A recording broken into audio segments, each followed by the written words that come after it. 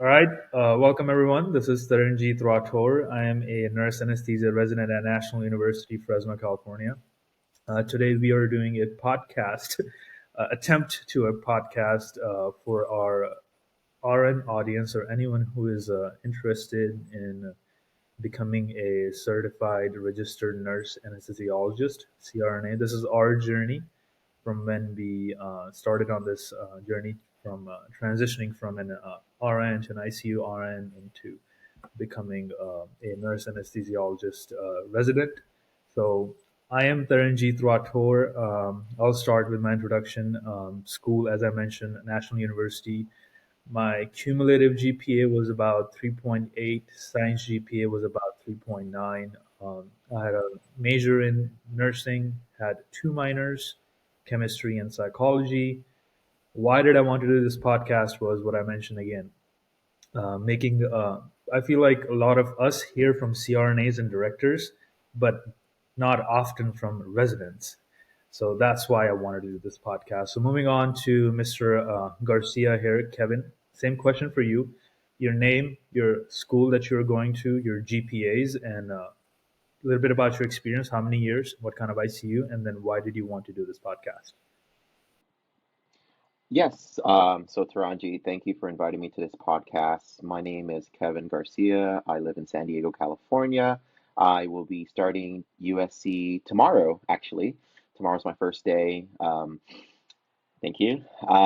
Let's see, I've been a registered nurse for about 10, going on 11 years. Kind of wish I started this journey sooner, but it is what it is.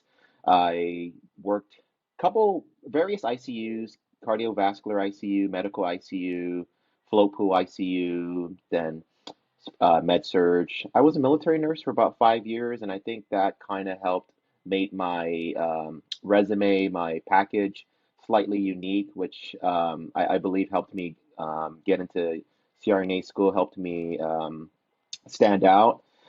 GPA is about a 3.5-ish.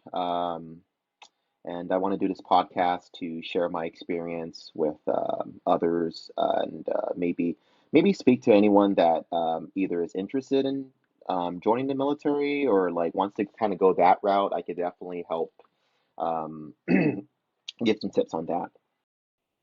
Definitely, man. Thank you for being here, Kevin, and thank you for your service. Moving forward, Kari, same questions for you. And let me know if you want me to repeat the questions, but pretty much your name, ICU experience, school, and why did you want to do this podcast? So my name's Kari Leong. Sorry, I'm blanking.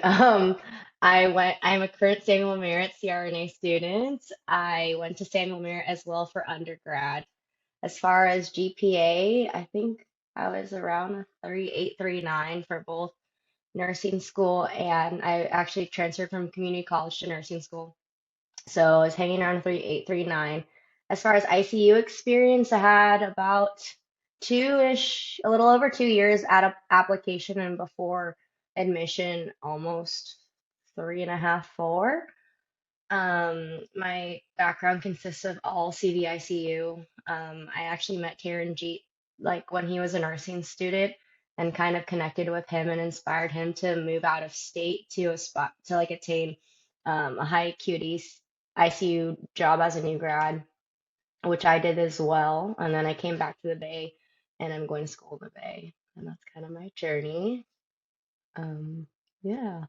That's correct. Kari, I was doing my externship at Kaiser Permanente, Antioch, and one of the nurses who was a preceptor of Kari told me what Kari did, and I was like, "Bruh, that is badass. That is badass." So she did inspire me, and thank you for that, and thank you for being here. Next, my favorite guy right here, Mr. Lawrence Cheung. Take it home. All right. Great to meet you guys, or I know most of you guys, but glad to be here. My name is Lawrence Cheung. I'm a second year at National. I have very middle of the road statistics, which is probably helpful. I had a 3.5 overall GPA, 3.58 overall, and like a 3.4 science actually, so a little bit lower. So I can talk about other things I did also to get in. I go to National. I'm a second year, and I just started clinicals. Before that, I had 3 years, almost 3 years of almost pure cardiac ICU experience. A little bit in Ohio and a little bit in California. And I want to do this podcast because Taranjeet's a good friend of mine, and I just love talking about the process and helping people get into CRNA school if they want to. Thanks for being here, man. I really appreciate you. I remember when I was at Diversity CRNA, spoke to Lawrence a bunch of times. Really inspiring, and I love that he's a barista too. So, coffee keeps you alive. Coffee does keeps you alive. So now to my brother from another mother, Sukhdeep Uppal, brother, bring it home, bro. Right on. Thank you guys. I'm really happy to be here. Excited to hear from you guys. I always, in these settings, like I think you always learn a little bit more about just nursing and anesthesia in general. So really happy to be here and learn from you guys. So yeah, I'm Sukhdeep Paul, go by Deep. I have a 4.0, both cumulative and science GPA. I'm going to be a nurse anesthesia student at Kaiser, Permanente School of Anesthesia, which is the DNP portions paired with Cal State Fullerton. So sometimes there's a lot of confusion on that. You usually see both the schools together. Experience-wise, by admission, starting in August, I'll be at 3 years of experience. I primarily worked in a medical surgical ICU setting, and then a little bit of coronary care unit as well. And yeah, Taranjeet reached out to me. I was like, man, this is such a great idea. I think we were all in that situation where we were kind of researching schools and having to do a lot of the work of trying to decipher, okay, is this school a good fit for me? And, just like he said, a lot of the times we hear from directors or we hear from a lot of people in the clinical academic faculty realm, and, they're not, they might have done the work back in the day in terms of researching schools, but it's a lot different now, and stuff changes, information changes. So I think this is just a really good opportunity to share that information. Hopefully, if there's people that are thinking about anesthesia, this makes it a little bit easier for them and kind of commits them to that process. And as well as just making the whole journey a little bit easier in terms of getting the information. So thank you guys. Thanks for here. Thanks for being here, Deep. We also used to work together, Kaiser Permanente, Santa Clara Medical Surgical Intensive Care Unit. And I remember when Sukhdeep was applying, I was like, bro, just go for it. And God willing, he's in CRNA program now. I forgot to mention my experience. If anyone is interested here, I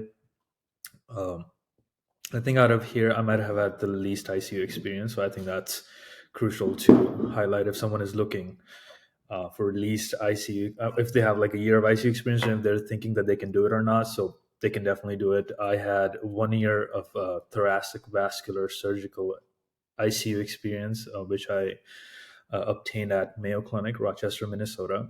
And then about 3 to 4 months into Kaiser Permanente at medical surgical ICU. So in my interview time, I had about 15 to 16 months of ICU experience. That's what I did after. So there is other stuff you can do because a lot of CRNA schools are looking at a holistic approach now. So just wanted to put it out there. So we will just dive right into the questions now. We'll just do one person at a time just so that we can be mindful of the time. I know everyone is busy here. So we'll just dive right into it. I have the same order. So we'll go with Kevin first. So for you, tell us, you're going to USC. Tell us about how is the interview process for you? What kind of questions did they ask? Was there any behavioral questions, or was it clinical scenario based? Tell us a little bit about your interview. Yeah, so the interview process was actually it was very easy, very relaxed. Because I think they already eliminated quite a few students to where I think they interviewed 45, and from there they select 25 or so. So the interview process was quite relaxed. As soon as I entered the room, everyone was clapping. They were like, "It's Kevin! It's Kevin!" I'm like, "Oh, hey, how's it going, guys?" So that's a really nice icebreaker. The interview was about 20 minutes or so, basically questions to get to know me. There was a couple clinical questions. It wasn't over the top hard, ABGs, what would you do in certain scenarios, but no curveballs, unlike other schools that threw me some curveballs. USC was quite relaxed. Um, but yeah, mostly just getting to know me, what would I do in certain situations, and why I want to be a CRNA, but also because USC really takes pride in like their role in Canada, their role as like leaders in the California Association of Nurse Anesthetists. So I think going to the interviews or going to the conferences helped me because a lot of during my interview they asked me questions about why do you go to these conferences? Tell us how do you plan to give back to the CRNA community? Thank you for bringing light to that, Kevin. Really appreciate it. I think I speak for everyone, but this question is really crucial. And since I have guests from majority of the California programs here, I think I'm going to ask this question to each one of you and then move on because everyone deserves to get asked these questions from different perspective of different schools. So moving on to Kari, same question. How was the interview process? What kind of questions did they ask? Clinical, behavioral? So Samuel Merritt's interview process for me was consisted of kind of like two parts. The first part was like a meet and greet with some current students as well as actually everybody who they interviewed. It was optional, it wasn't like mandatory, but mostly everybody went, so you could kind of interact with some of the other like students that you were interviewing with. And they just kind of played some icebreakers and I'm actually now on the other side where I haven't been a part of interviews, but some of my classmates have. So I kind of hear like what they're looking for, what like how that's going. But they're basically just looking to see, can you work well as a team? Like how do you present yourself?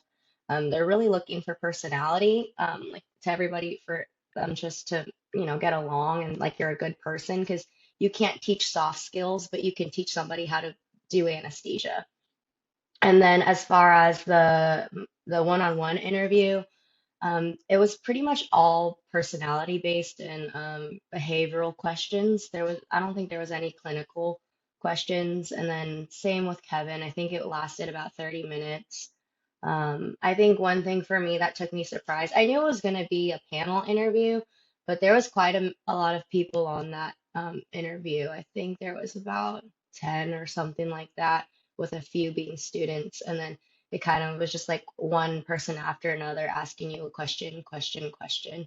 But if you use your resources like diversity or other mentors that you have, it will come naturally and you'll be able to answer those questions. So just practice makes perfect. Thank you for that. I really like what you mentioned about you can teach someone anesthesia, but soft skills are something that it's a part of personality of who you are. So that was crucial. So just a follow up question for you. You mentioned about 10 people were in your interview, like faculty and like maybe like senior students. Yeah, so that they did tell you that like it's going to be like a or a panel interview, but I wasn't expecting like that many people to be on my Zoom call. So I think there was at least 10. There might have been a little more. I kind of got, your anxiety starts to kick in and your wheels start to turn a little bit.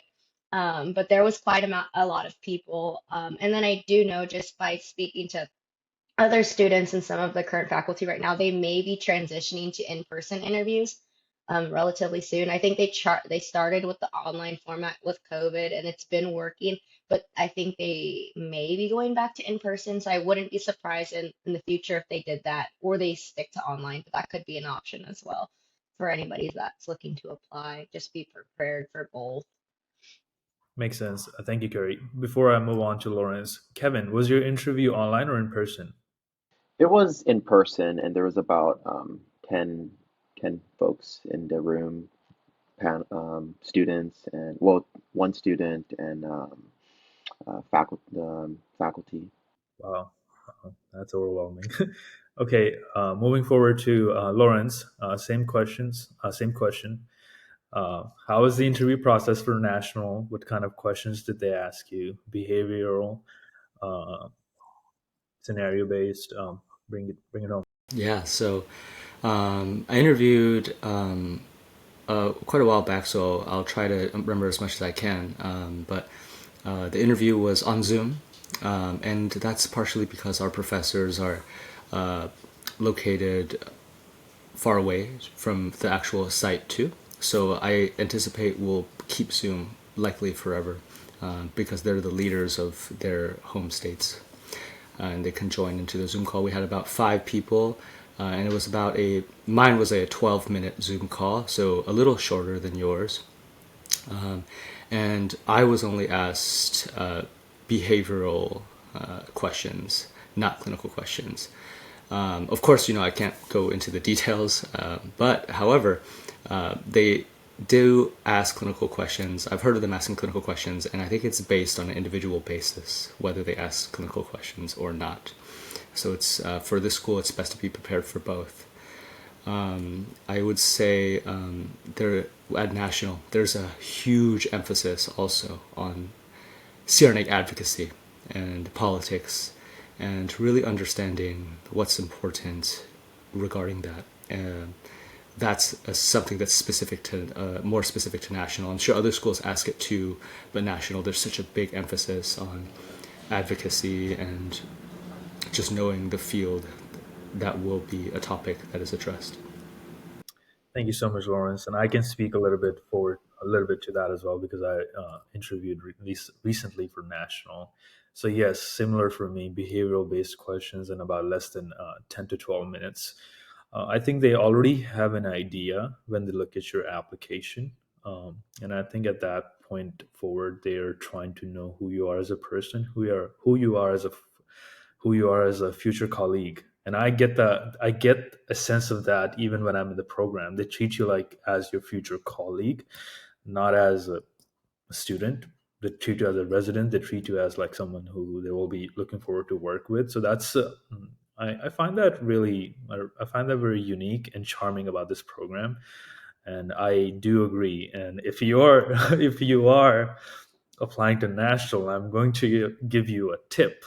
Listen to Anesthesia Deconstructed Anesthesia podcast. Listen to that. One of our directors, our assistant director, and Dr. Mike McKinnon is a co-host of that, and Joe Rodriguez is also a host of that. So they're also our faculty here. So you get to learn a lot about advocacy, history, what's going on in the profession, which is pretty unique. And I think it will really make you stand out if you do some research on that base. It's just a pro tip. I'm not giving anything away, but yeah. Moving forward to my brother Sukhdeep here. So same question for you, brother. How was the interview process for Kaiser? I know a lot of people have asked me about that. What kind of questions did they ask? And I think it was a hybrid for you, but let us know in person, whatever. You don't have to go into the questions, but just let us know how was the format. Yeah, absolutely. And, just like as you mentioned already, it was hybrid. So I think 1,000 of us had applied and 100 of us got interviewed. So it was kind of like in 4 parts. The first part was a Zoom interview, and that was with about 4 of the clinical academic faculty. Very just behavioral and personality-based questions. I think, everybody, all of us, we look really good on paper, right? Like GPA, we got our certifications, we got really good clinical experience. I think everybody's a dog in their own right. But now they want to see, how are you, how's your emotional maturity? Do you have a growth mindset? They just want to really see, like, is this someone that I could potentially work with in the future? I think Kari said it best, like, you can teach anybody how to do anesthesia, but the soft people skills, I mean, if you think about it, literally the first part of anesthesia is you come into a room and you have to gain the patient's trust. You know what I mean? So it's that human connection. That's where anesthesia, begins. So the soft people skills is really important. And I believe all the interviews were focused primarily on behavioral and personality based. After that, you actually, the following week, you go to Pasadena, you do an in-person panel interview. Once again, at that time, they will kind of ask you some, not really clinical questions, but they have your resume. Everything is fair game. I would say, like a tip that I would give is don't put anything on your resume. This is something me and Taranjeet have talked about as well. Don't put anything on your resume you actually haven't done. If you were precepting with a nurse who was taking care of an ECMO patient, you don't have ECMO experience. That's just, so don't talk about ECMO unless you've actually been device certified, you've taken care of ECMO patients. Talk about what you know. It's focus on the patient population you've taken care of. It doesn't have to be everything. Obviously, because if you talk about everything, that's free game. They can follow up question, be like, "Oh, you said balloon pump patients. Tell me what is a balloon pump." So just be smart, be mindful, and just really, and once again, it's focused on primarily behavioral and personality based questions.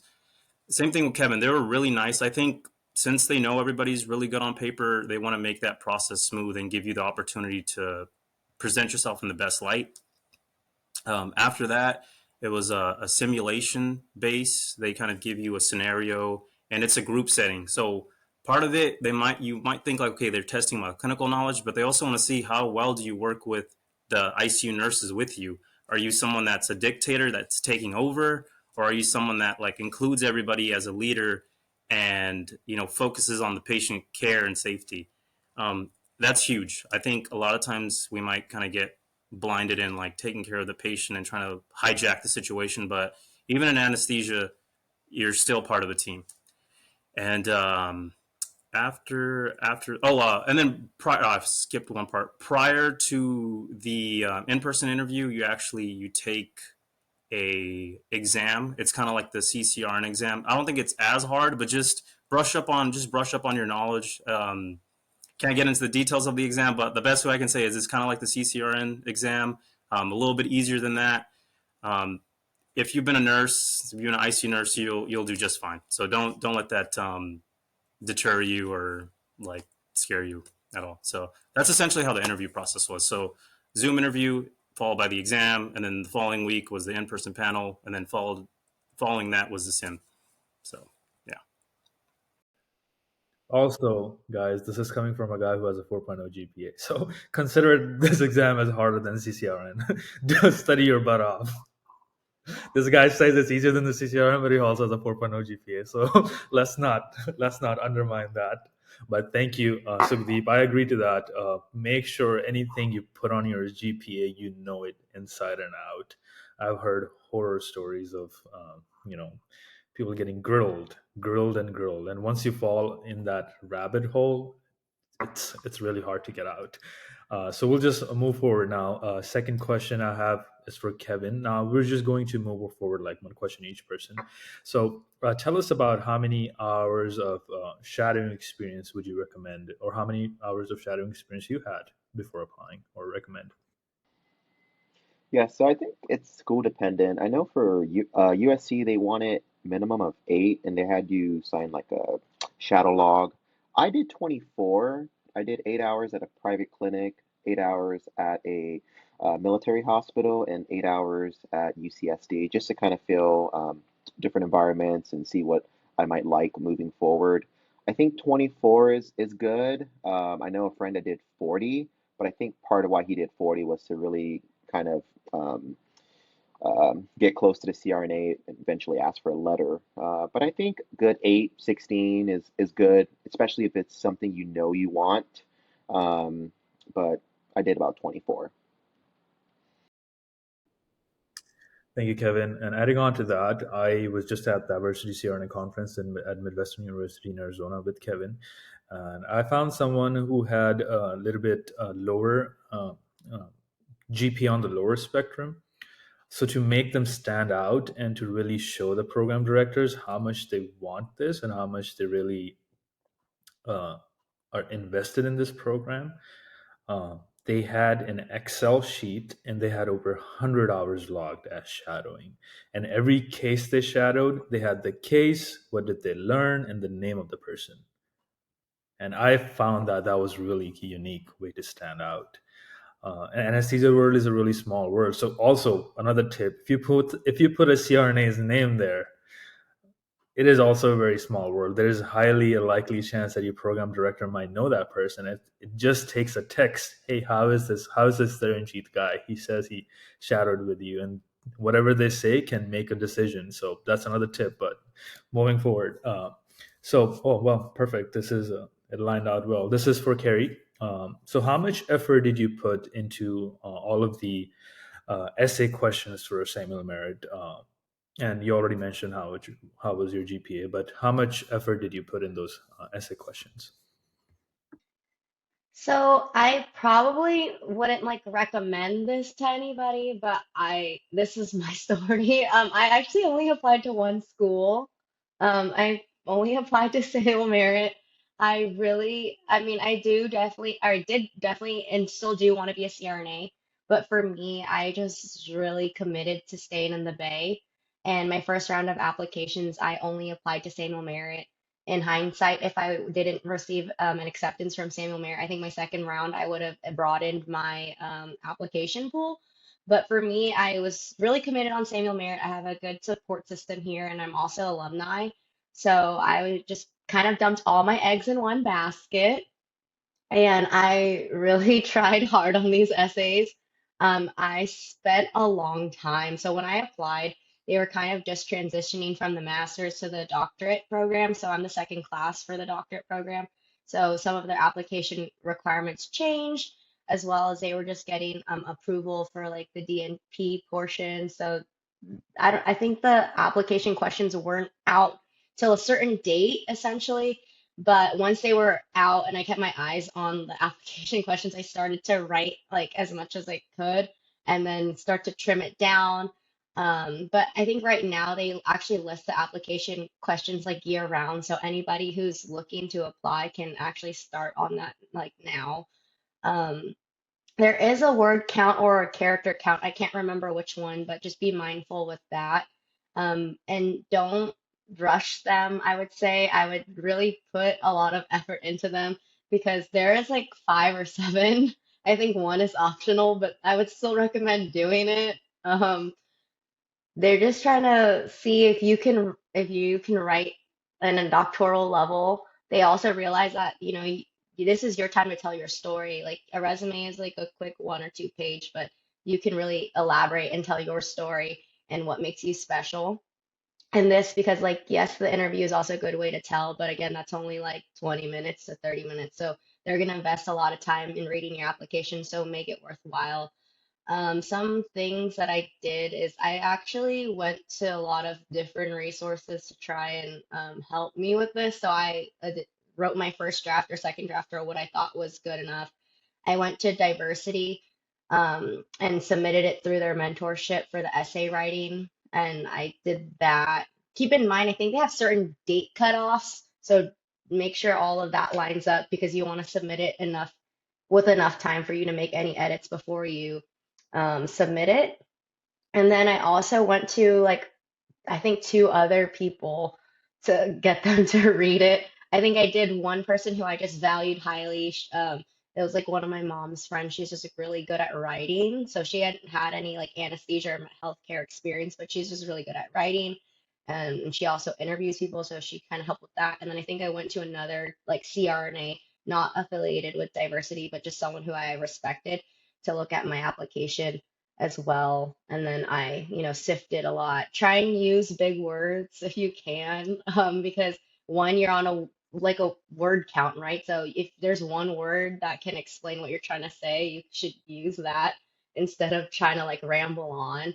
And also just like I think one thing I remember that sticks out is I just had like themes in my head of like what each like pair or which little essay should look like. And then one tip, I guess, with the essays is before going into your interview, really know your essays because it is like seven essays that you're writing, but review that, revisit that, read it like two times or something before your interview because you can, you get so much time, but you could say like, oh, in my essay, I wrote about this, and then you can elaborate a little bit, but you don't want to tell them the same exact story that's on your essay because they already read that. You want to like, use your time wisely. Um, but yeah, I would spend time on single merit. Make sure there's no spelling errors. Make sure you're using good grammar. I think there's also a program called Grammarly that's free that you can like run your essays through. And some of the people in my cohort actually use that just for like doctoral writing. We'll run it through Grammarly. So just try and have it really, really polished. And I would say the same thing with your resume. Like make sure that's like, dot your T or cross your T's and dot your I's. This is, just take your time, don't rush, essentially, is the two key things I would say. Thank you so much, Kari. I think there was a lot of wisdom and knowledge that you just shed. And I think when I was surfing and shopping for programs, I peeked at Samuel Merritt, and what she said is absolutely correct. No matter what time of year you look at Samuel Merritt's website, the questions are there, but they're kind of hidden, but they're there. So I think this is really great that it's right up in there for you, and you can start working on it a year advance. And I think they do have a character limit, not a word limit. So again, what she said, concise method, and still get your word across. And this is a recommendation for everyone, any school. I think when you're applying to a doctoral level program, an APA formatted personal statement, if there's an option for you to submit it, like for us, we had an option to submit a personal statement via email. I had my personal statement, even though it was 1,000 words, but it looked like an APA doctoral level essay with a header, everything APA, because this is what they expect. This is the bare minimum you can do, and at Pulse it looks nice. So that's one recommendation I have. Moving forward, Mr. Lawrence, uh, I'll take that question because I think that is catered to me more. But I'll give you next questions. Next question: what are some tips you would give current registered nurses on shadowing opportunities, especially with hospitals that don't have any CRNAs, or maybe it's a heavy on physician model, ACT model. They don't utilize CRNAs. So I would say, it first of all, it doesn't have to obviously be at your hospital, and second, it doesn't have to be a CRNA. So it's preferable, absolutely preferable to CRNA by a slight margin. But as long as it's an independent anesthesia practitioner, such as an MDA or physician anesthesiologist, it is perfectly acceptable. In fact, I think many people actually have only shadowed physician anesthesiologists and have gone into CRNA school purely because of the logistics, not because they only want to shadow them, but purely because of the logistics. And reason being, CRNAs and physician anesthesiologists do the same thing. The scope of practice in the OR is essentially identical. So they don't really care whether you shadow a CRNA or a physician anesthesiologist. The benefit comes when you're able to shadow a CRNA and really see the depth of what they're able to do. So, of course, CRNA is preferable because that's what you're going for. But if you can only shadow physician anesthesiologist, that is okay. One of the biggest tips I would say is just to find your anesthesia coordinator or director or whomever in your department. If you work in the ICU, maybe you just look up in the system what the email of the anesthesia coordinator is, and email them. Be like, hey, I'm an ICU nurse on X unit, and I was considering CRNA school. Can I set up a day to shadow you? That's excellent, right? You can do that, and I know that works many times. I know during COVID it was harder, but it's starting to open up now. Another thing is look for opportunities, just networking, right? So if you go to Diversity CRNA, you will meet so many amazing CRNAs, and a lot of them are more than happy to give you opportunities, or at the very least connect you with someone that may be able to help. So, for example, that happened with me. I was able to kind of go to Diversity CRNA, and they connected me with someone at UCSF, and I was able to shadow them, and I had an amazing day. Even beyond that, I think another person that I shadowed, I met at a conference in Ohio, right? So that's something you can do as well. Just going to these CANA, or it was OSANA, those conferences too, that can help a lot. Just reaching out, you'd be surprised how much an email means to them, or a text. A lot of them are very, very willing to shadow. The only thing I would say, what would not count, I would say, if you shadowed an anesthesiologist assistant, an AA, that would not count, I believe. So if it's a CRNA or a physician anesthesiologist, totally fair game. CRNA preferable, of course, but anything you can get and the more the better. I just I just wanted to piggyback off of Lawrence. I completely agree with everything he said. Um, Kind of on my background, when I was applying with COVID, it was like I think 2021 or 2022. Oh, anyways, ORs is really, really like they weren't letting anybody in who was not like OR staff, and I was kind of stressed out about this requirement or this recommendation because even if it was not recommended. I would still want to shadow to make sure I wanted to do this and still like see what a CRNA does. But I would just suggest if anybody, is not having luck at their home hospital, is not having luck through mentorship with diversity or other routes, shoot your shot on LinkedIn. That's literally what I did. Like I literally was on LinkedIn and like Google or like LinkedIn search like CRNAs in the area and like slid in somebody's DMs and I was just like, hi, like I'm Kari, like current CV nurse, like I'm looking for shadow opportunities and having a really hard time, blah blah blah blah blah. And then he actually replied back and was like, please send me like a copy of your this, and the other, and I'll try and see what I can do. And then like within a month, I had a shadow opportunity lined up, and it was actually independent practice site. So it was really a great way to see anesthesia outside of, a normal hospital because it was a same day ambulatory surgery center. So I was like, oh my gosh, this is awesome. So anybody who's looking for shadow opportunities, you never know what social media or LinkedIn kind of what those opportunities can help, like, set up some kind of opportunity. So that's all I have to say. Wow, thank you for that. And thank you for that, Lawrence, for your response. I just want to highlight something for our viewers here. Can you guys see this? Like how diversity CRNA is repeatedly mentioned, no matter what the question is. But you see the resources they provide: free mock interview, free personal statement review. And if you can go to an actual in-person conference, it's mind-blowing, the amount of networking, the amount of people you meet, and the motivation you get. It is something very I recommend it to everyone. But a lot of people this generation, I don't know what the fate of TikTok is, but a lot of people through this generation are highly on TikTok. And I can tell you personally, I have so many people who are CRNAs on TikTok and they're active. So if LinkedIn doesn't work, TikTok is an option, but do it anyway. Do it anyway. And where there's a will, there's a way. I'm just going to leave it there. So this question is for Sukhdeep. Um, how did you decide which CRNA program you wanted to attend, and what factors did you consider? I kind of know this, but this is for everyone. Yeah, so the biggest thing for me was I wanted to stay in California. And with that, I applied to two schools. I applied to both Kaiser and Samuel Merritt. Specifically, I ended up choosing, I was focused Kaiser as my top school for a couple reasons. One, 90% of their clinical rotations are within the SoCal and California, so I'd be able to stay close to my family. My fiance, she's also from Southern California, so I'm like literally like in between like her family and between my family. So positioning wise, it's great.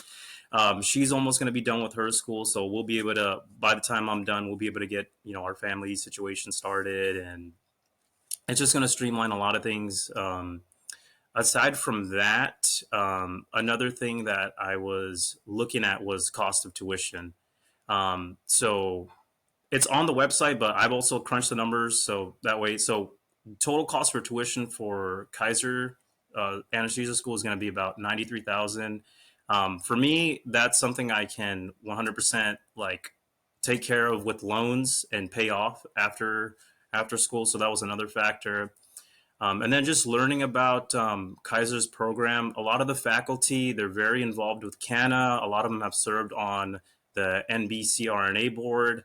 For people that know, that's the board that actually, what's it called, administers the CRNA exam. That's our certification exam. And I think about 90% of them have either served on the board of directors or they've worked with the committees. So with that being said, I know for me, I don't have to worry about passing the board exam because some of them have actually written board questions, and a lot of the educational textbooks and stuff for nurse anesthesia, they're written by the clinical and academic faculty. Another thing for me, I'm very low attention span. I have ADD. I wish can I make online hybrid learning work? 100%. But for me, I need kind of like a classroom setting. I like active learning. I like being engaged. And Kaiser's model is completely in person.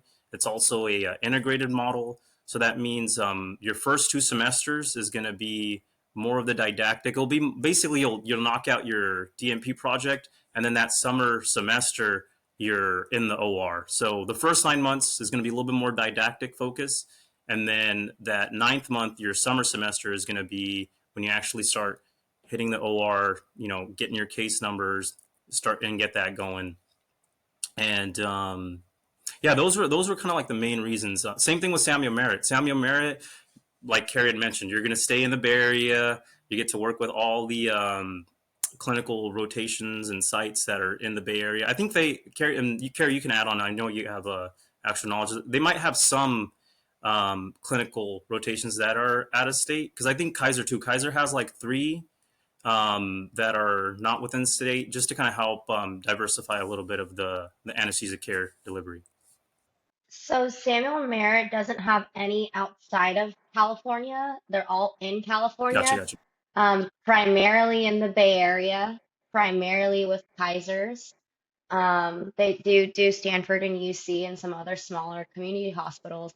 And then outside of the Bay Area, a few locations in Sacramento, some in Fresno, which they provide housing, free housing.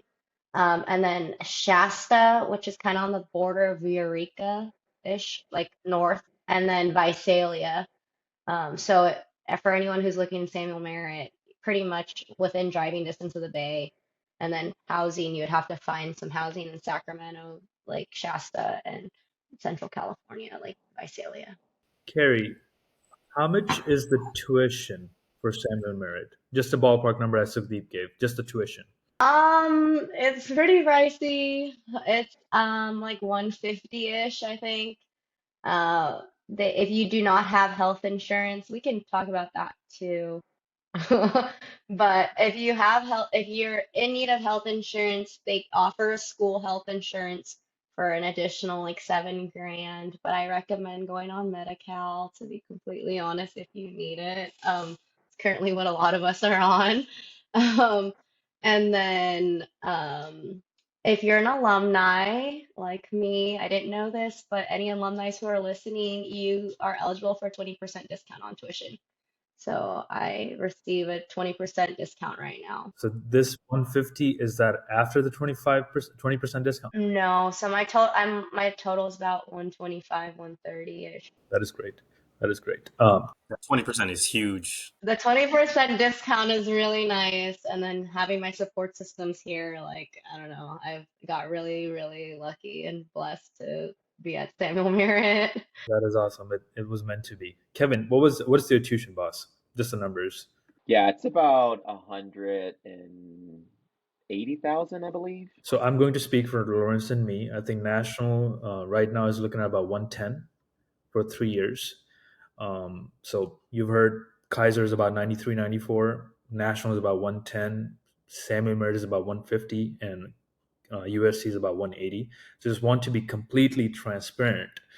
And I want to talk more about national now, but I can incorporate that in my question. I wanted to keep this question, number 4 that we had on the list, was how to stand out with 1 year of experience while applying, advice on personal statements, and how to network. So I'm going to mention, example, Kevin, Kari, Lawrence. I'm not sure, Deep, where your first ICU job was, but I know Kevin had experience with military hospitals, so that is awesome. Something different, right? You see the trauma and stuff. Kari moved to Johns Hopkins. That's correct, right, Kevin? Kari, yeah, Johns Hopkins. Lawrence, Mr. Lawrence here, Cleveland Clinic, world-class institutions, right? Top 5, top 3, number 2 in the world, Cleveland Clinic. So that counts. I went to Mayo Clinic, number 1 hospital in the world. So when you go out of this comfort zone and you learn at these academic settings, even though my year was only 365 days, but I got to learn so much. Mayo Clinic is considered as the mecca of medicine. When everyone says no to you, that's where you go. And we just didn't have populations from the Midwest of the United States, but we had population, like international population, people who came from all across the world. One experience that highlights to me is they were doing a clinical trial at 5 hospitals in the US, and Mayo Clinic was one of them, and it was regarding use of isoflurane in the ICU settings as an adjunct to propofol because of the sedation vacation time.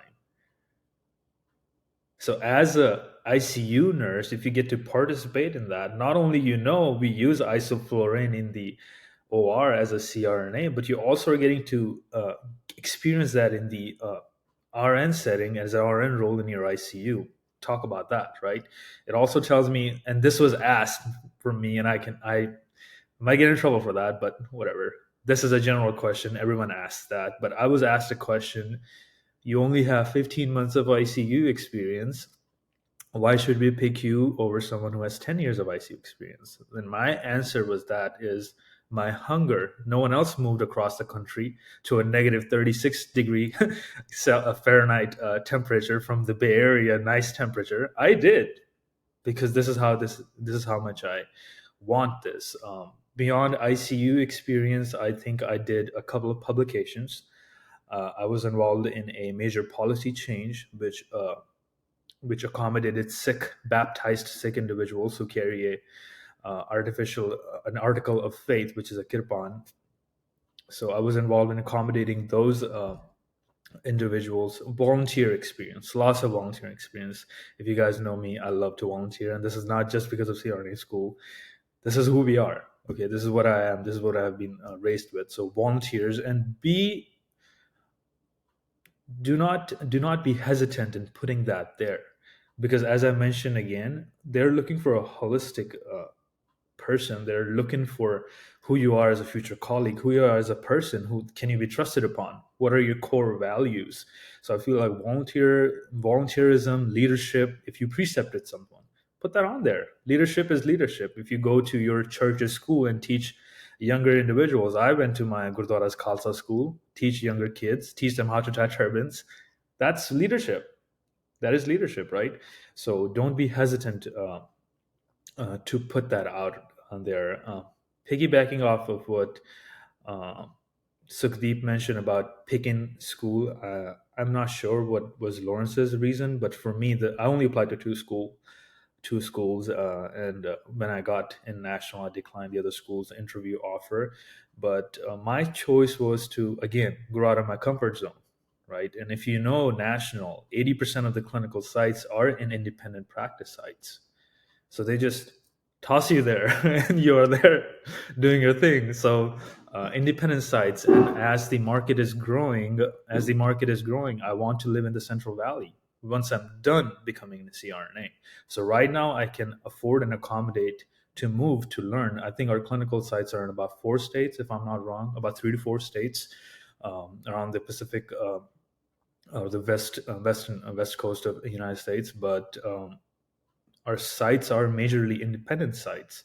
And if you are familiar with the Central Valley area, all the way, Modesto, Manteca, Ceres, Turlock, Fresno, down to Bakersfield, majority of the employed people are CRNAs, and they are in independent CRNA practices. Our director owns a couple of these practices here, Dr. Martin. So I did some research into where I want to work. So it spoke to me. So this is one of the things I think it's not just the schools shopping for applicants. You should also have that mindset when you're shopping for these schools.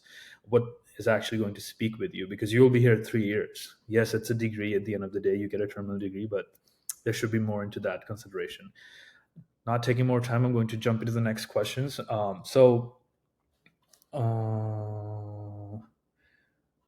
Again, another shadowing kind of question for Kevin. How did you make the most out of did you say 32 hours? 24 hours? Yeah, how did you make the most out of a shadowing experience? Yeah, so I wanted to see different environments, so I shadowed a friend of mine at a plastic surgery clinic, outpatient. Then I shadowed at a military hospital and a military CRNA, and I shadowed at UCSD. So I think it was important for me to get those different experiences. That way I can see what I wanted to do once I finish school. just ask them. Not, I wasn't afraid to ask them, for their number and in case I needed to ask some questions down the road. And a lot of these CRNAs were very supportive. They gave me some tips about school. They gave me some tips about anesthesia, and they encouraged me to apply and go at it. So. Kari, this question is for you. Uh, can you describe a typical day uh, or your week, Monday to Friday, Monday to Sunday, uh, in the life of a nurse anesthesia resident? So, right now, I just finished my second semester. I'm heading into my third semester on Monday. So Samuel Merritt's program is considered. This is one thing I got confused on application too. Sometimes you hear the word like integrated. Sometimes you hear the word like front loaded.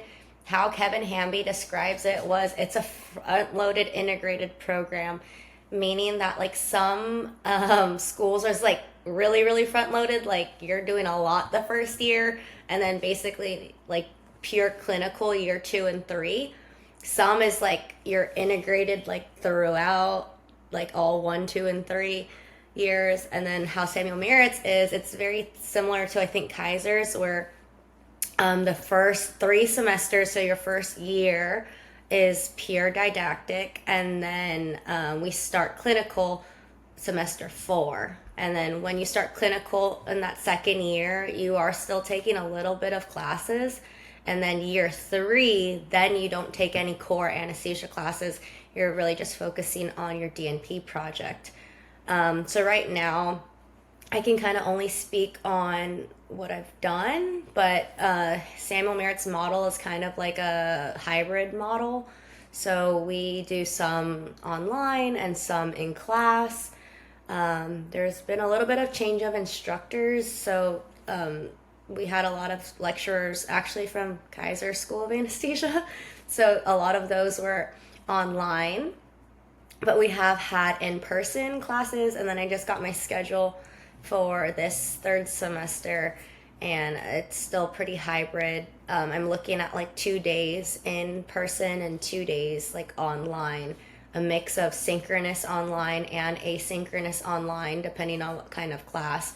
With Samuel Merritt for this first year, it's pretty much like 2 core classes, meaning like something about anesthesia or like the hard ones, and then 2 like easier classes. So like all the fluff or like the gen ed kind of like DNP course.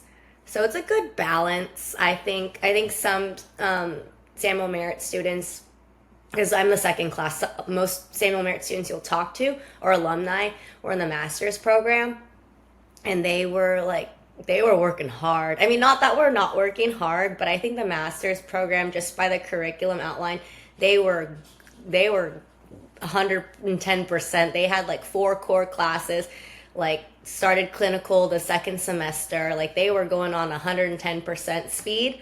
So they may have a different experience if you talk to any Samuel Merritt alumni.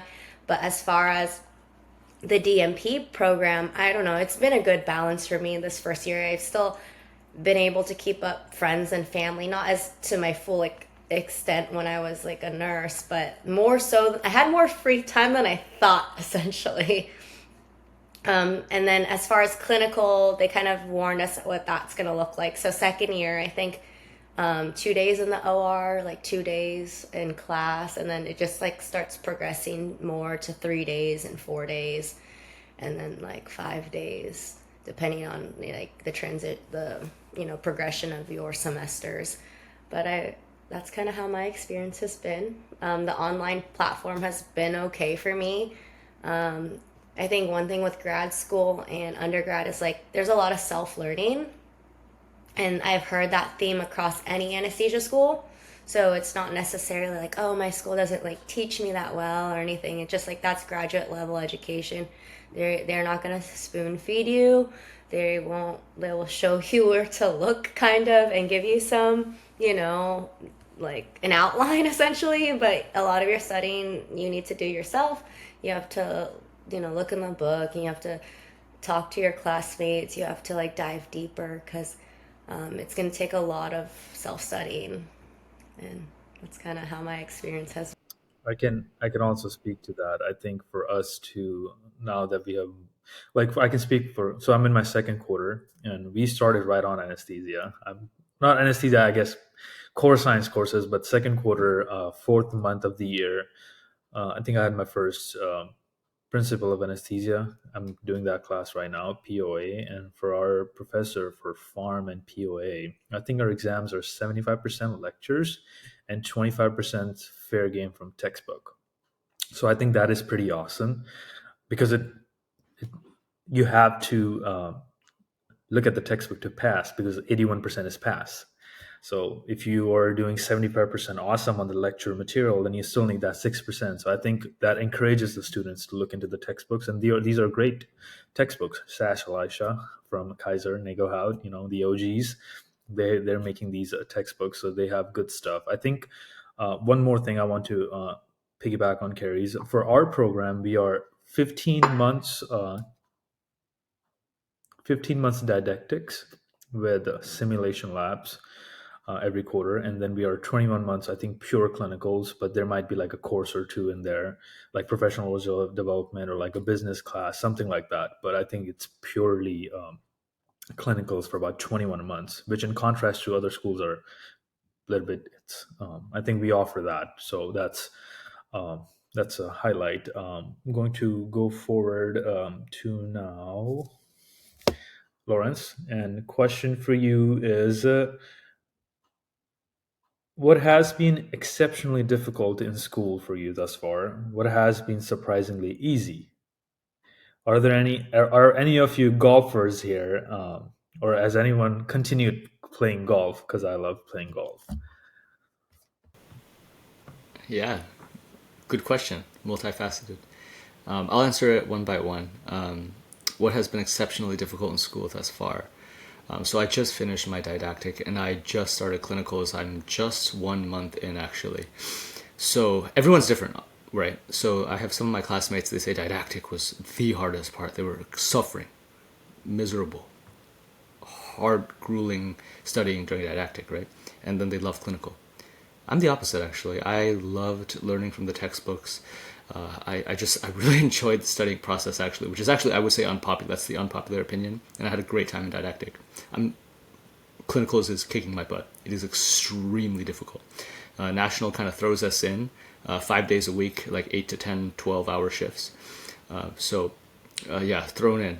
My first day, I was intubating an ASA 4E. And for those of you that don't know what that means, that's like someone with a life-threatening pathophysiology, and it's emergency surgery. I couldn't mask them. I couldn't intubate them. They were satting 79. I was pooping my pants, and so hard. Those first few weeks are so hard, and I just can't I can't put into words how hard it is. But you learn so much, right? So the most exceptionally difficult thing for me was taking everything I learned from the textbooks and putting it to real people, and manipulating the Mac blade a certain way, and remembering to reach around and do something with the gas, or do something critical, right? Or when you're proning this patient to ventilate them, sedate them before, and then just being careful of the tube. That real life thing, that real life anesthesia was so hard for me. And don't get me wrong, I love learning it still. It's just so hard. What has been surprisingly easy? So the good thing about this our program is that it's asynchronous, and much of it is online during the didactic phase, actually. So what was really surprisingly easy was that during didactic, I set my own schedule. So the easiest part was just being able to have the power to set your own schedule. I wouldn't say, I guess not easy, but just so enjoyable, because then I could wake up whenever I wanted, and I could obviously I would hit the books very hard, right? But it's on your own schedule, I could take a bathroom break whenever I want. Can go out to a coffee shop whenever I want, and study at the coffee shop. That was the best thing. And I'm not a golfer, so if anyone wants to talk about that, they can talk about that. But I am big into motorsports. I kind of I play video games here and there. And do you have time? Yes, you will have time to do the things you truly value, right? It depends how much you value it, right? You have to sacrifice. Of course you do. But if you truly value something, you will make time for it. It's just a matter of increasing the quality of your study time so that you can keep it condensed, so that you can have time to do the things you still want to do. Yes, I still have time. I think that's another really thing that you mentioned, which is very crucial. I think this another thing which I really like about national, and that's why I say it's not for everyone, because it teaches you a sense of accountability of your actions. Because the stuff is there, they release it in advance. The stuff is there. You actually have to be accountable for your futures at that time. Like right now, we're doing this. This is for our future nurse anesthesia residents to come, but those of us who are in school, we study Monday to Friday, and then this is our free time, and this is our time to give back. And I feel like I don't golf, but I love riding my motorcycle, right? I love doing that. So I think if it's important for you, you'll make time for it. There is definitely enough time. And I think it was unique how you said didactics is surprisingly easy for you, because I can talk about me. I survive on Lawrence's Quizlets for Kramer. Kramer is our professor for major science courses, advanced anatomy, advanced pathophysiology, and so forth, and physiology, and so on and so forth. So I love this guy's Quizlet, but that's that's a topic for another tea. But let's moving forward. This is for Sukhdeep, and let's see. I'm not sure if you're in there yet, but maybe you are. So just answer to whatever you might think. What resources are available for students who are seeking financial aid for your program, scholarships, or any assistance with any tuition costs? I think that's a great question. Yeah, that's a great. I mean, it's an important question, right? And it's always an important question when it comes to like the cost of school. So, and please, everybody chime in. I think for a majority of graduate just programs, especially CRNA school, you're probably, unless someone can pay for it or you've saved up for the cost of tuition, you're probably most likely going to have to take out a loan through FAFSA, whether that's going to be a direct unsubsidized loan, which is like the most minimum, or depending on the cost of tuition, you'll take out a subsidized loan or a direct plus loan. It can get really confusing, but I would say essentially right after you apply, you interview, just start looking at it and looking at the deadlines for your FAFSA application. The fastest you can get that in is just going to make things a lot more easier. Um, and then in terms of resources, so I'll say this: Kaiser's School of Anesthesia website is like really good. Like there's so much stuff off there that I use. Like I would say like 70% of my interview prep came straight from their website. They literally, I feel like they want to give you the blueprint to make yourself stand out. And one of the sections during their admissions tab, they actually have a section at the bottom called financial aid. They talk about FAFSA. They also list links to 5 other places for additional online scholarship resources that are available. That being like FastWeb, FinAid, discovernursing.com, CollegeNet, Big Future. Also, once again, one of the things that you guys are going to learn on your anesthesia journey is anesthesia. Than's mentioned it, everybody's mentioned it. It's a small world. Because of that, I really feel there's no, like, you have to be somewhat, at least politically knowledgeable about nurse anesthesia, if not for sure participating in the politics.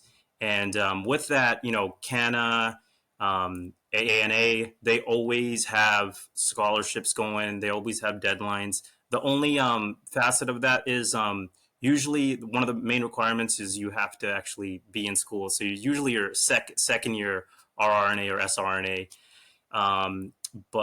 Yeah, I would say once you get that first year out of the way, you have a lot more opportunities for those scholarships.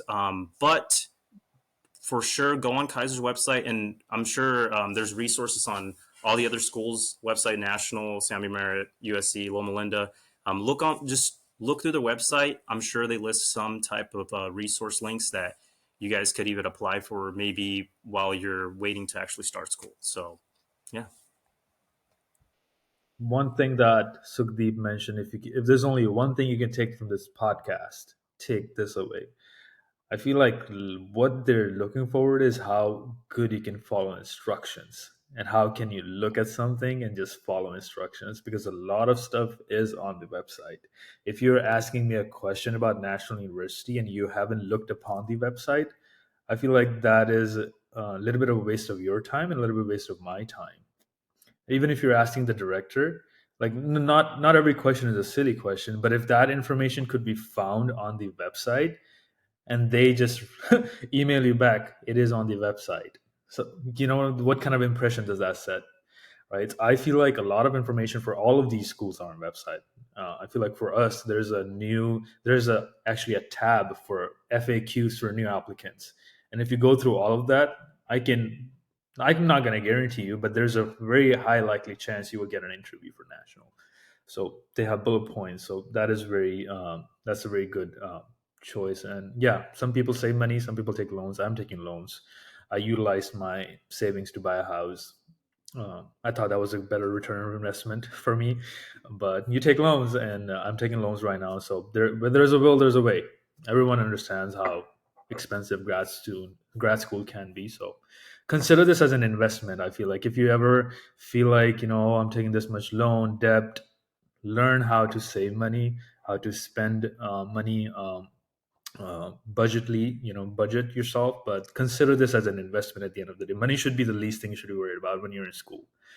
But yeah, moving forward for Kevin, question, I'm going to ask you go a little bit out of order just because I'm catering your experience.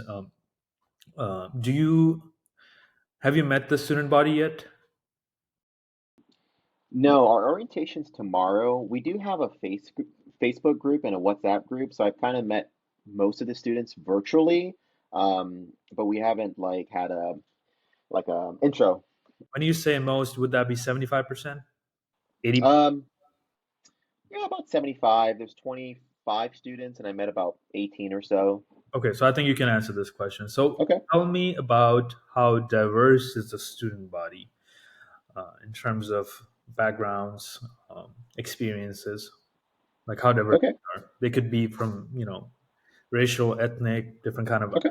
different kind of ICU experience, just whatever you can tell. Okay. Um, so, you know, I'll try to answer this best I can since I haven't met everyone yet, but I know most of the folks that I met. Actually, I met I think five or six of the students. I met them at diversity, so I know them pretty well. They're from the Los Angeles area. I think a couple of them are. They've been ICU nurses for about 4 or 5 years, mostly CVICU, medical ICU. Um, but yeah, five or six of them I met at diversity, so I know them. The other 10 or so that I met online are, I believe, from the Los Angeles area as well. A good mixture of guys and girls. I think there's slightly more girls than guys. Maybe we're looking at maybe 3 girls for every 2 guys. Let's see here. In terms of ratio, I think mostly uh, Asian. I think a good portion of them are Asian. A couple are Caucasian. And I think a handful of it Latino. But again, I'll find out more information tomorrow in orientation. But I would say overall, pretty good diverse group. Um, what else can I answer? Um, I'm not sure. Did I answer the question pretty well, Taranjeet? Sounds to me it's like a great melting pot going on there. No, I love that. I love that response. Thank you for speaking to that. Next question is for Kari.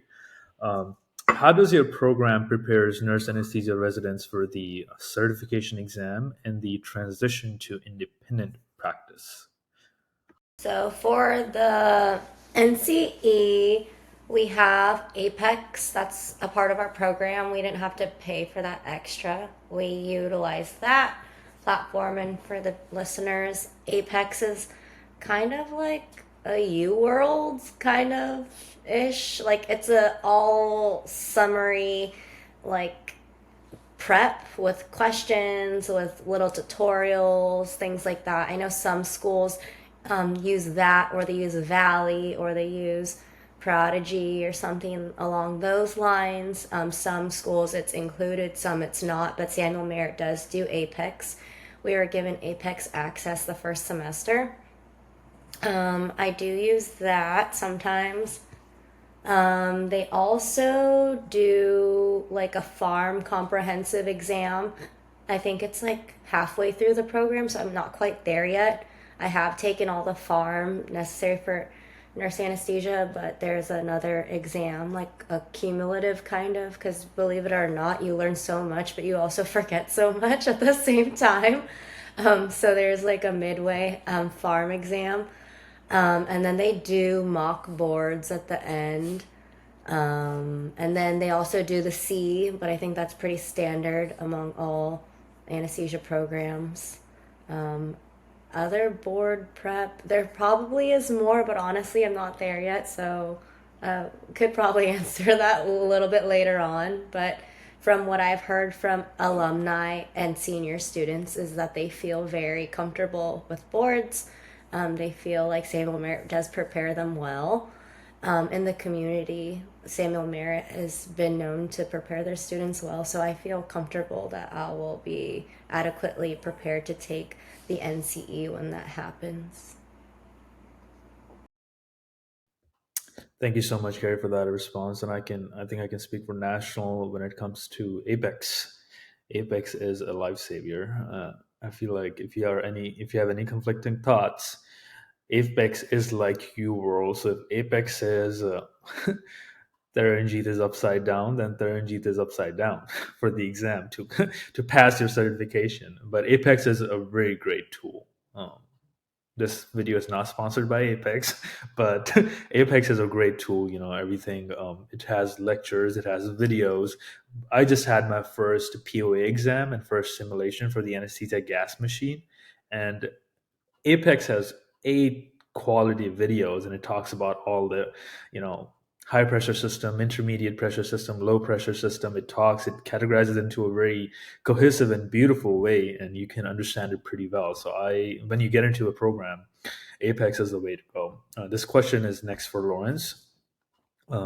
Could you provide any advice or tips for prospective students who are considering National University's CRNA program?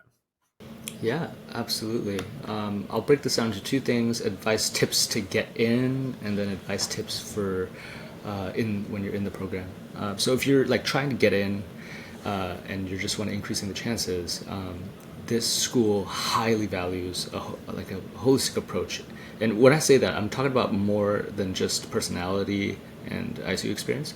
So, for example, my GPA was 3.5. I said that earlier. It's it's not bad, but it's not a 3.9, right? So one of the things they really appreciated was the fact that I was huge into ultrasound. So I was actually one of the ultrasound educators on my unit for ultrasound IV. Of course I was an RN. We can't do centrals, we can't do things like that. But I would certify other nurses to put in ultrasound guided IVs. And I just kind of was part of the education department for that, and I think they loved that, right? So like that made up for the fact that my GPA was like 3.5, right? Like that was humongous to them, right? And if you could have things like that, huge. Like when they see that and you talk about it, it means so much more than if I had a 3.7, right? It's just things like that. More things if you like really want to get in and really want to kind of move into increasing your shadowing hours, of course, and as you talked about earlier, getting into research and things like that, or even just like precepting more and things like that. Those things really mean a lot to them. Going out to anesthesia events on your own and talking about it and talking about those experiences, huge. One of the biggest tips for getting into National 2 is, as you said before, knowing your politics, because it's so important. And it actually does. It's more than just politics. It changes your entire mindset, and you become a very powerful anesthesia expert because you understand that you have to take care of everything autonomously and independently. So listening to Anesthesia Deconstructed, that's a great podcast. Some more podcasts that you can listen to not only just like learn about politics, but also just to like get some touching on anesthesia so that you can kind of know about it and talk about it. ACCRAC, ACRAC. It's an MDA anesthesia podcast, but it's fantastic. It's so good. Okay. And then From the Head of the Bed, John Lawrence, CRNA. He changed it to Anesthesia Guidebook. That's like really good, also for clinical knowledge. Really good podcast. Anesthesia Deconstructed, really good for clinical podcasts as well. Really good for political podcasts. Core Anesthesia is basically Apex in podcast form, so it's also very good. I started listening to these when I was still at RN, and not like crazy, of course. I can only understand so much, but just a little bit of introduction means so much, and it will really help you as a prospective student. When you're in the program, just soak as much as you can. It's overwhelming, but keeping an open mind helps a lot.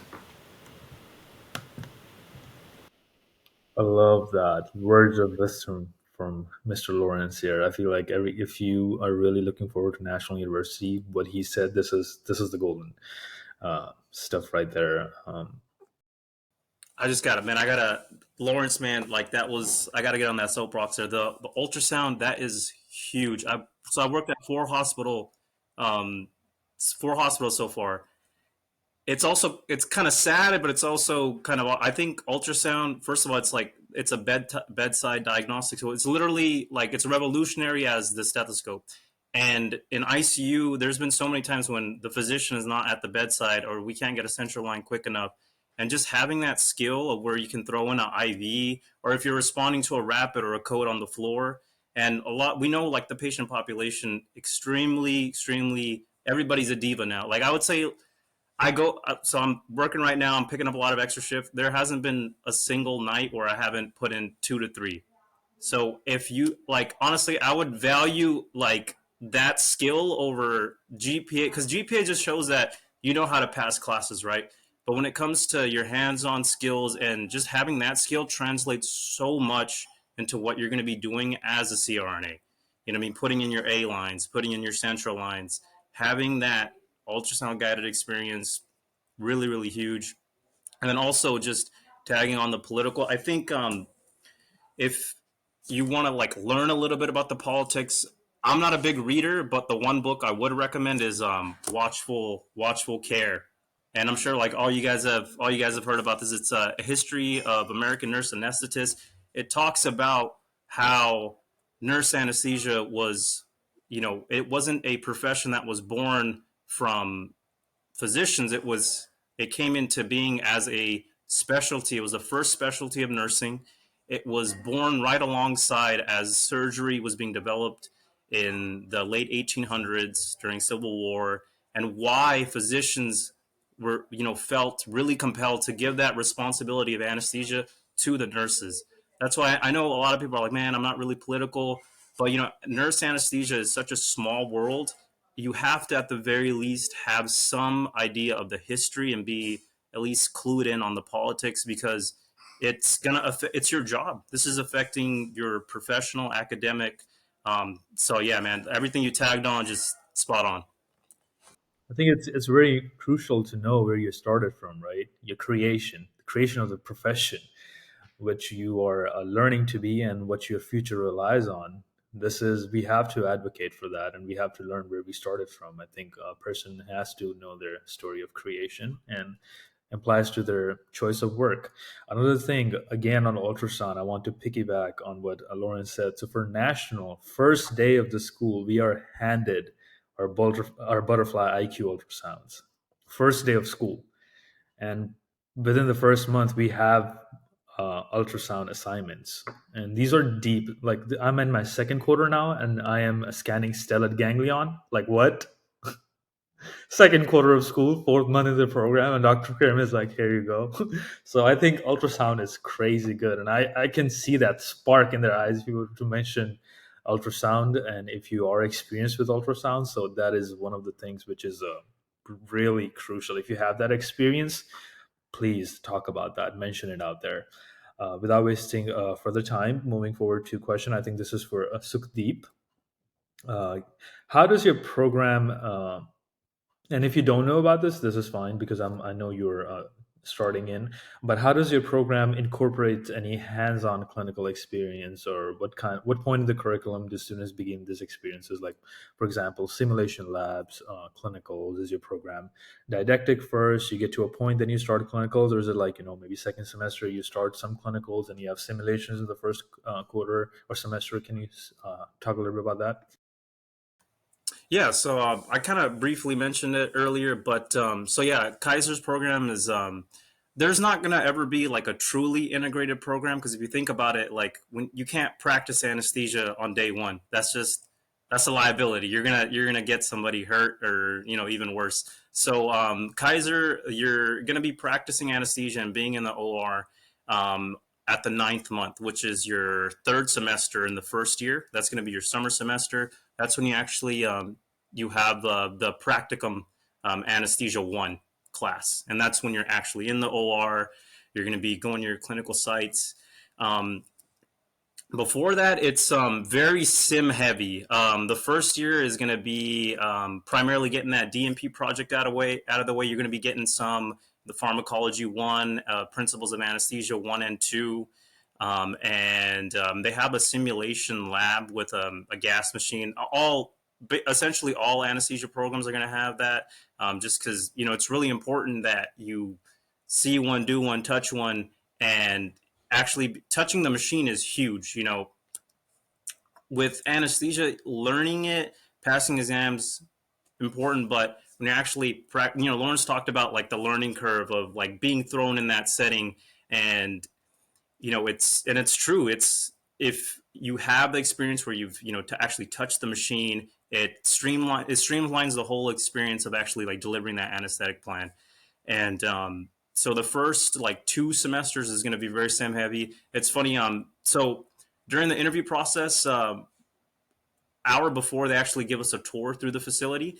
And Dr. Heiner, he mentioned, yeah, like after the ninth month, nobody comes in the sim anymore, because everybody's just. But before that, they're always everybody's like, oh, can we get the keys? Can we go in earlier? So everybody loves the sim for that first 9 months, and then once everybody's in the clinical setting, getting that hands-on experience, it definitely shifts a little bit away. But you're always welcome to come back, and if for instance, if you're prepping for you're doing a cranie, or you're doing a open heart case, and you want to go in the night before or the day before and actually practice kind of running through your anesthetic plan, you can 100% do that. They also have a transesophageal echo that you can practice, which is going to be huge. So when you're going to be doing those hearts, that's a very crucial step when you're doing those open hearts, to actually getting that experience with that transesophageal echo. I'm hoping the next 5 years. I know there's a pain management, a surgical pain management fellowship. Hopefully, there'll be some more of a cardiac, because I think one of the biggest things that's holding nurse anesthesia back is a lot of facilities might not have that capability where they say like, okay, we want the physicians to actually interpret the transesophageal echo. I'm hoping for some more cardiac fellowships to start opening up around the nation, and I think honestly, at the end of the day, it's just a benefit to the patient population we would take care of. There's not enough physician anesthesiologists.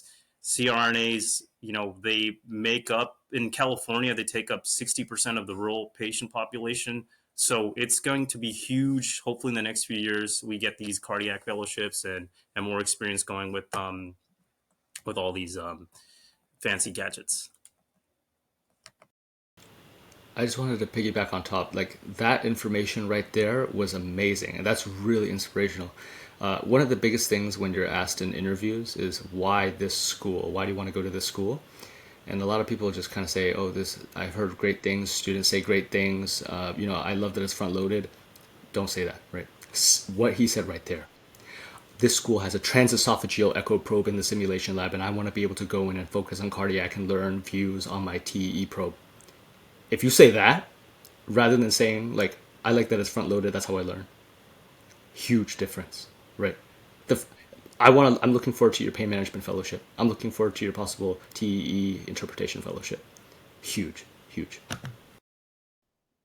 This not only shows like what you're interested in, but it also shows like you have that leadership quality. You want to evolve this profession. I feel like that's very nicely put, Sukhdeep. He did a great job on that. Thank you for that.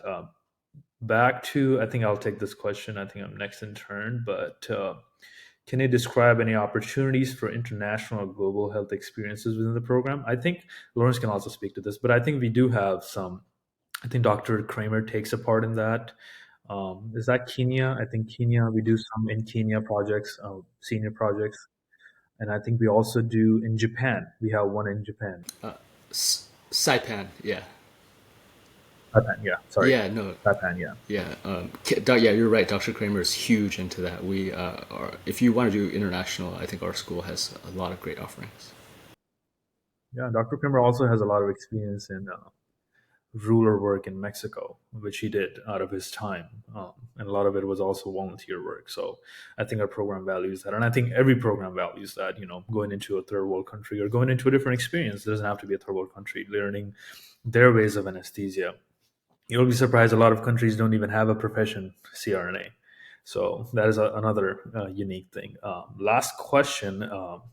This is for Kevin, and I'll just open it up to everyone at the end, and then you can do whatever, you can mention whatever you want to mention. But how does the program assesses the student progress and competency throughout the duration of the program? Yeah, so from what I heard from senior classmates, upperclassmates, and mentors that are third year students in the program is that throughout the program, they will basically what I heard is USC will do their best to help the students. They're not gonna obviously feed you like, most like since it's grad school, they'll assign you a mentor and say you don't get the minimal 82 on the first exam. They're gonna, try to catch it early and see why you didn't get that 82, 83%, and they'll help remediate you. I think there's two maybe remediations that they will do, but I know yeah, I know that they'll kind of help you along the way, and I think that's speaks as to why the attrition rate is 0%. But yeah, so I know they'll remediate you and they'll help you and they'll do their best to not give you the boot right away. And I think that's part of actually why I chose USC because I heard of just all the basically the support that they give to their students. Thank you for that, Kevin. And that 0% attrition, that is very attracting. Thank you for that. Now, before we jump into an open discussion or just open it up the floor, I'm going to ask each one of you again in a sentence, 5 to 6 words, whatever it is, give an advice for the people who are watching this. So I'll give you a minute to gather your thoughts, and then I will open it up again. But it could be a word, it could be a sentence. Give some advice. Could be personal advice, anything. We'll start with Sukhdeep. I think the main advice I can give is,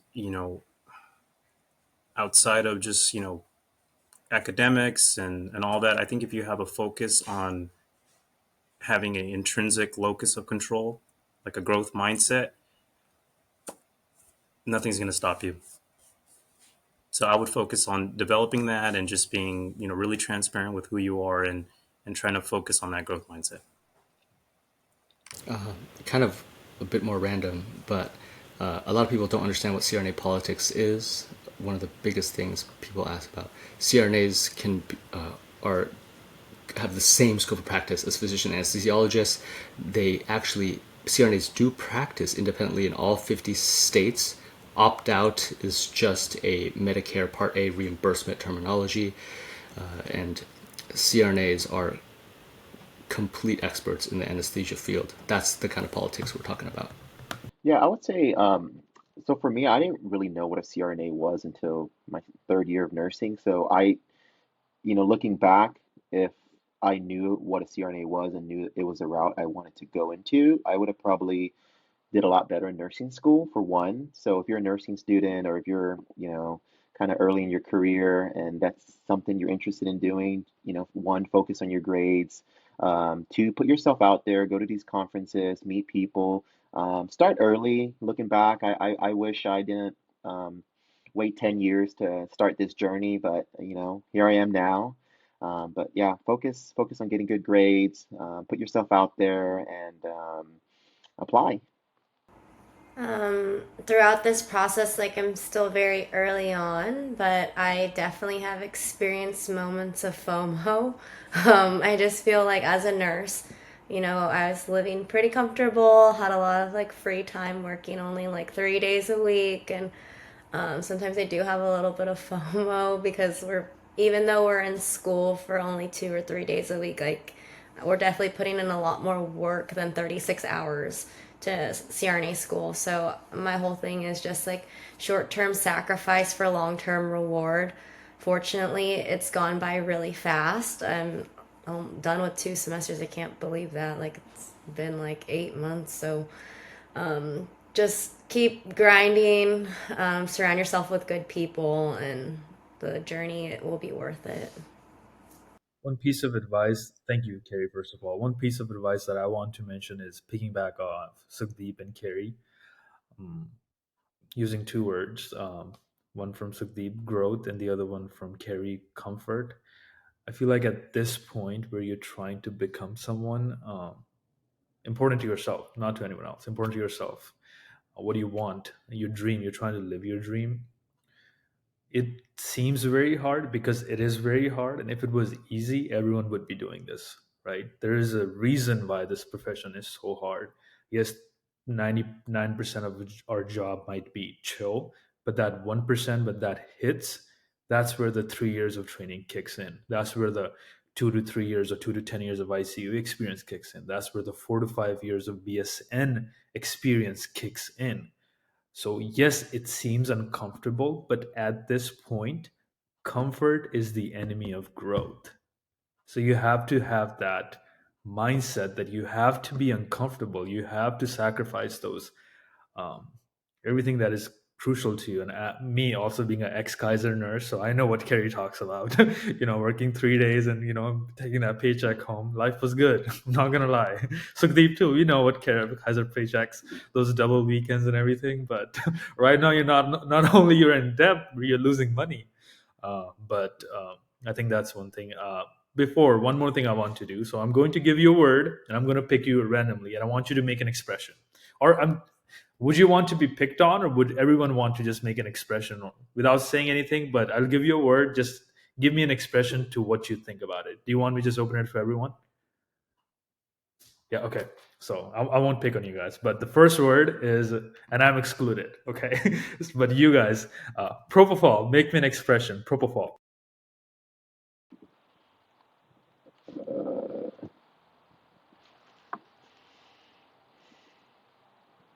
That was good. That was good. That was good. Okay, another word, bear hugger.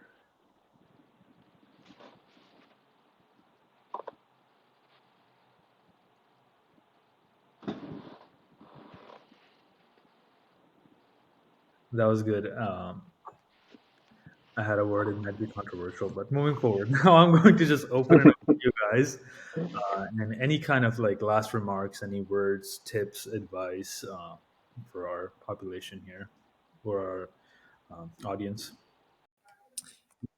Yeah, man, I gotta really, Lawrence, man, that question really, you tagged on like all the main thing. Like the podcast is huge. ACRAC, like literally for like that 3 month period where I was like locked in doing my interview prep, man, I was going crazy. Like it's such good information of like learning pharmacology to like the cellular level. Like I think as an ICU nurses, when we're first kind of like getting our bearings, we're just kind of like very surface level, like okay, pressor, treat low blood pressure, but with the anesthesia realm, and even as a experienced critical care nurse, it's more than just having a vasoactive medication. It's like, okay, this patient has heart failure.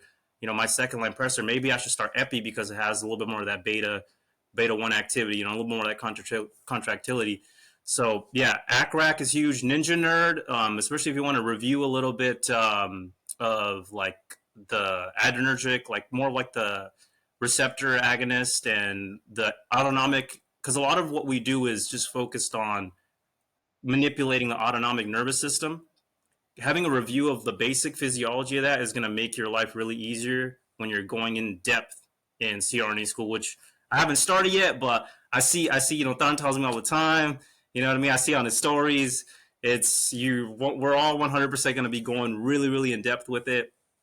And, Ninja Nerd, ACRAC, Nurse Dose podcast. He's a CVICU nurse, I believe.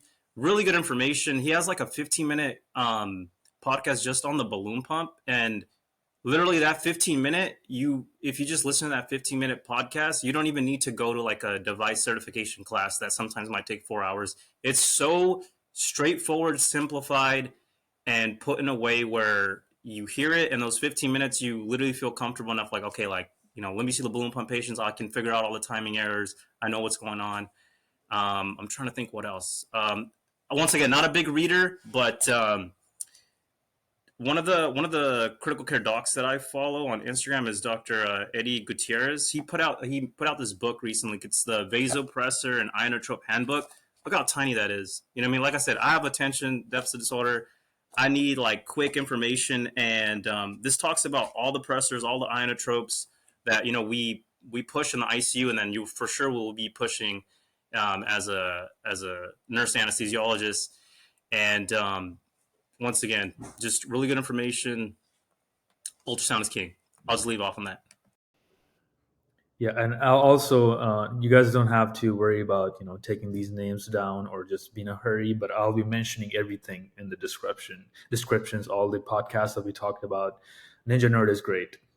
I've been following Ninja Nerd, so I'm glad that got brought up because this information. But that's why we have these people here, because they've also been through the same thing in different perspectives. So I will be mentioning those textbooks and podcasts in the description when this podcast goes out. So thank you for that, Sukhdeep. Anyone else wants to give any last remarks? When they ask you why do you want to be a CRNA in the interview, don't just focus on autonomy and clinical skills. Focus on the emotional and things that really inspire you.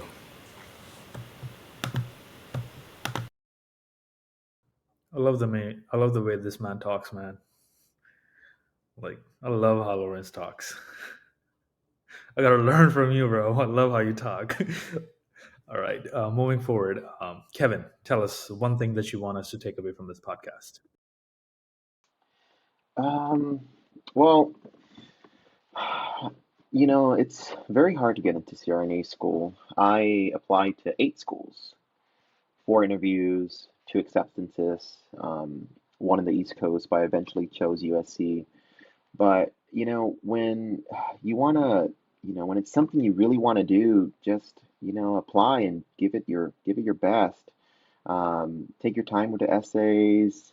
For me, I spent lots of time just, using resources to make my essays look good. The shadow experiences, and because I know if you don't, you just don't want to miss a cycle, right? So I mean, you could apply to 1 school, you could apply to 2. I applied to 8. I don't recommend 8. It was quite a lot, but yeah, just apply.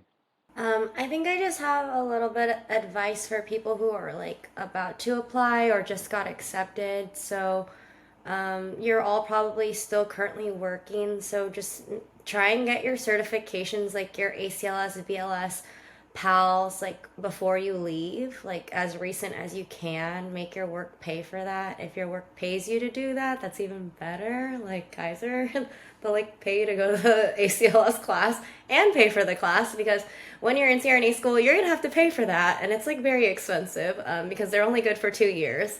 So do that. Another thing, luckily I did not have to retake any classes. But I did have 1 C in microbiology that was like haunting me for life, my only C, and I was just like, oh my god, if like that was again plan B, like if my first round didn't work, I was gonna retake the class. And a lot of employers will pay for education, so use your education benefits, because if I was gonna have to retake that class, or even some of the schools require recent statistics, make your employer like pay for that statistics course. Make them pay for your A&P course that you have to retake or something like that. Use your resources. Also, I should have done this, but like I probably could have made them pay for diversity CRNA too, but I think I wanted to keep it like kind of under the radar that like I wanted to be a CRNA. But you should just make them like all it is a reimbursement form. So like really use your benefits at work, because a lot of the employers really promote continuing education. And then also just like if you just got accepted, just like relax. Like you could definitely, prep and read. And I do wish I didn't do any prep, honestly, going to CRNA school. I just kind of went in. But I did try and get organized. So make sure you have a good working laptop, because you will need one. I bought a new one before school. I bought an iPad. I bought the whole Apple ecosystem, essentially. And then I did spend a little bit of time on learning how to make Ankis. I know a lot of people use Ankis. Anki is not intuitive how to make them or use them effectively. Some students like give up real quick. Some students are like Anki everything. I personally Anki farm. Farm for me was really like straight memorization, so Anki helped me a lot with farm. But it does take a while to learn how to use, and it can get very frustrating. So maybe watch a few videos on how to do that. Another video kind of tutorial I might recommend is certain schools. I don't know what your schools use, but we use EndNote for our citation bibliography generator. So for your DNP projects, you're going to have like this huge database of all these articles you're using for any kind of like paper you're writing or your DNP project. And EndNote took me a very long time to figure out. I like literally had to call the librarian. So if you can, save yourself some like anxiety, maybe try and figure out that portion. If your school uses one, if they don't use one, you're gonna need to find one. So just, yeah, that's all I have for you. Well, thank you for that, Kari. Really appreciate you being honest and giving us this, giving your piece of advice here. One thing that I want to leave with you guys is once you get in, which you will, once you get in, enjoy yourselves. I took a solo trip last year. I bought myself a watch because I love watches. And then I took a solo trip to Italy. Don't know why I did that, but I'm glad I did that. It was reward, but it was also a interpersonal growth thing. I got to learn myself a lot. And if you travel solo, I don't know, there is something about that. So do something for yourself, do something for yourself, because right now it seems, I'm in. This is one other thing. Whenever sometimes if I feel demotivated, why is this so hard? I could be making that nursing money. I could have an easy life. What I have to do, whatever. I look at the number of people who applied for this spot I'm sitting in right now. I look at how I'm living someone's dream right now, and that really helps me put my head back into perspective and be like, be grateful for the spot that you're in, and just keep grinding and look at the end result. So before we conclude this, I want to thank each and every one of you. This is out of their volunteer time, devoting this time for the future nurse anesthesia residents to come, for future CRNAs to come, for the betterment of this profession. So I want to thank each and every one of you for being here today. And I think this was great.